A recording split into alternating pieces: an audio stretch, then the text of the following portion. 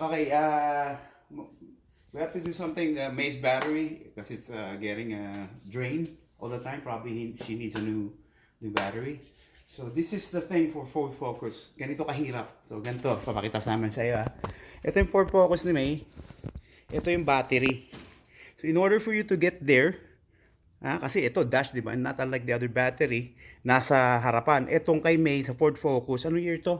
2018. So that's the specification yan. Nakikita niyo yung difference sa ibang car. Ito kasi, ang ano niyan, nasa loob. So in order for you to get the battery, may clamp doon.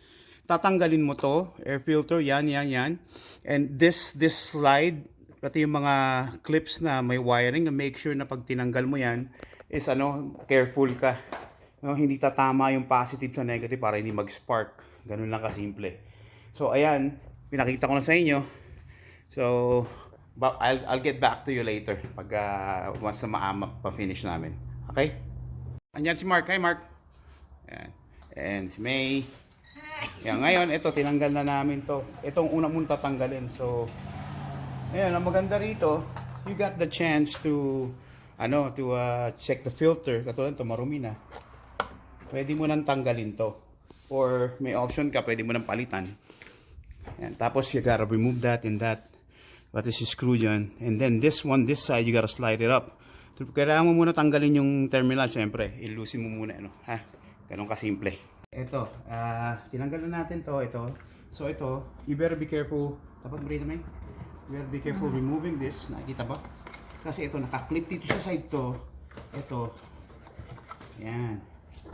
Nakaklip yan. So you got to remove this two both. Okay, cut mo na. Now, we removed it, you see? So this, you have to be careful with this one, with the intake. So another one is this. So you got to remove this, you got to pull that in order for you to get this and slide it up. Ganun lang. There you go. So make sure you remove the positive. And then you got to pull this. You got to remove that. You got to pull it right here in order for you to get the other terminal. Yan. Diba?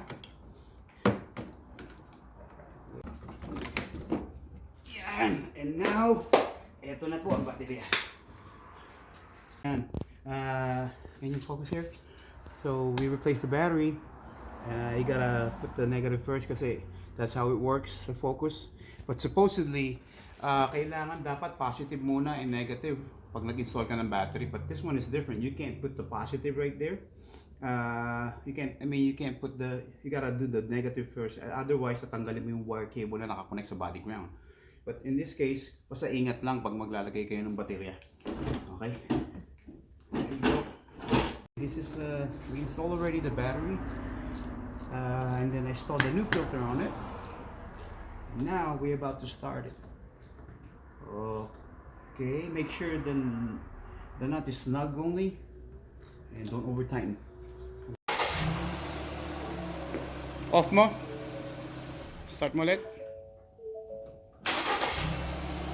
So we're good. That's May's car. Thank you, Ashby. You're welcome. That's how it's done, guys. So that's it. And you're good to go.